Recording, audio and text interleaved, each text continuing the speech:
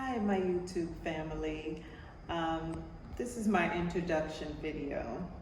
I want to start by saying my name is Karen, and I just want to talk about my experience here in the Gambia. I've been here for almost 3 months, me and my 2 children, and my significant other, and it's been a really great, I want to say not really great all the way, but bittersweet type of experience. That's what I would say, for lack of the better words, bittersweet.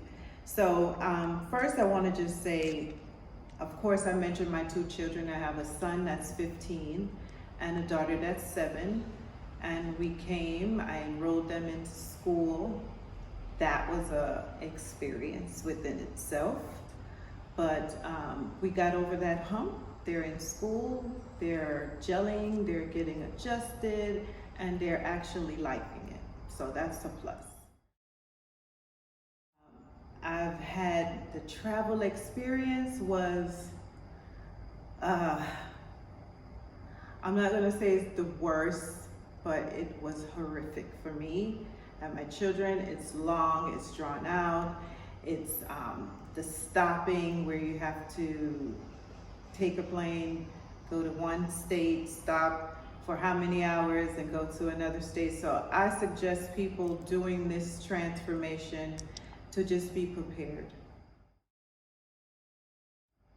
Bring your converters, bring your inverters, so you can always have something to charge your phone when you go over into the other countries other than America, because the current is different and you're gonna need it for sure. Also, just be prepared for the different type of attitudes from customer service, the airlines, the airports, language barriers. Just be prepared. Put on your Google Translator so you can talk to people when you have to stop over in Belgium or Portugal or something, because those people don't speak English and they don't try. Another thing is things that you're gonna need.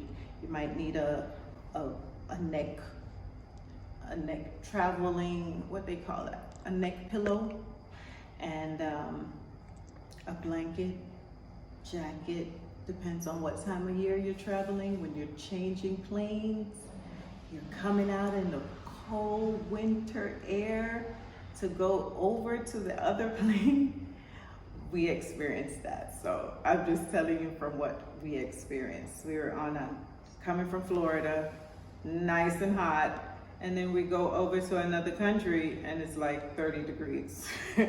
So we got on summer clothes and then we're like shocked how cold it is when we have to change, and it's just crazy.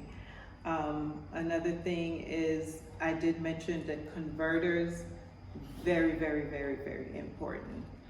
I watched the video for people who came here, and that was something I wrote down on my list, so I was prepared. I had a few of them, and it came in handy because we were in the airport for hours,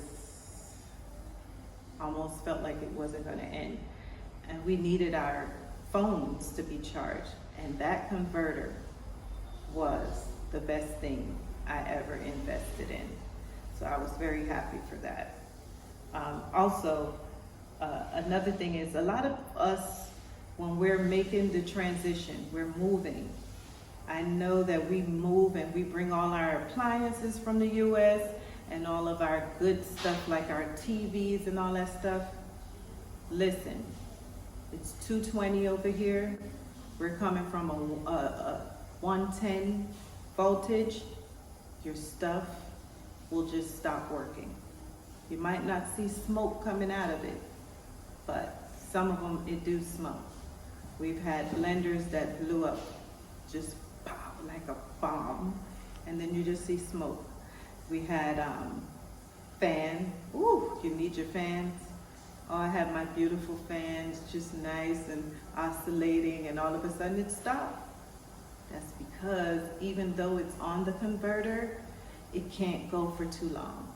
So it ends up, I guess the motor overworks, or it just is too strong for the voltage, the 110 and the 220 here, it damages a whole bunch of things. So I suggest don't spend a whole lot of money buying your stuff in the US to transition over here.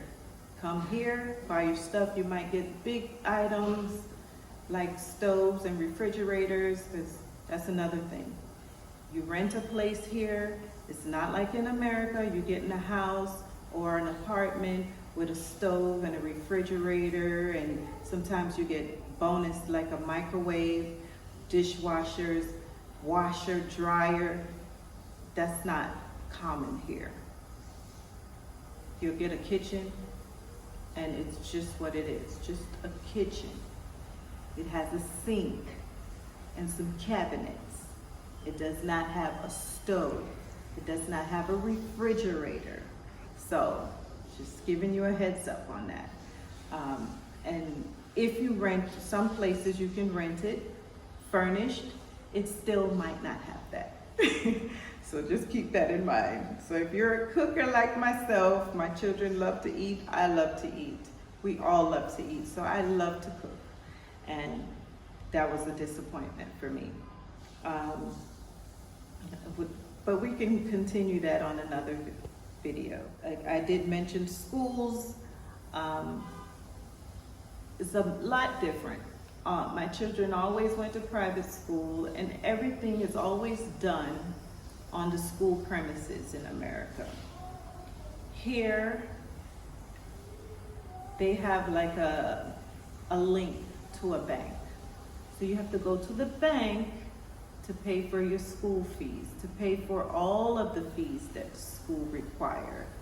Down to the uniforms has to be paid through the bank.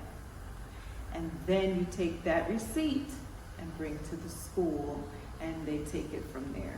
So all money transactions are done through the bank with schools. And I can only speak for the 2 schools that my children go to. And one is a brand new school my 7-year-old go to, where a lady from the UK, she's a diaspora, she came and she opened up a school with some others. And yeah, but that's neither here or there. We will continue on that on another video. I want to talk about my house. I came here in December and I stayed like a month, and we left in January. And I left my significant other here, and we rented a house. House was beautiful, 5-bedroom, 5-bathroom, beautiful home. However, in the rainy season, I think anybody that's coming here, come during the rainy season. Rent your home during the rainy season, because you're going to get all the information that you need on that home when it rains. Because a lot of these people don't have good roofs, and those roofs leak. They have these different cracks and holes and all kind of stuff, and water is coming through.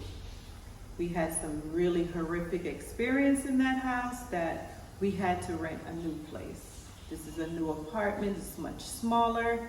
It's brand new. Still has its flaws, because I noticed that, I don't want us to generalize it, but the workmanship, they don't take much pride in it. So you'll find a lot of flaws. But that house, so all I can say is, I'm warning you, if you're coming here to rent a home or buy a home, make sure you come during the rainy season.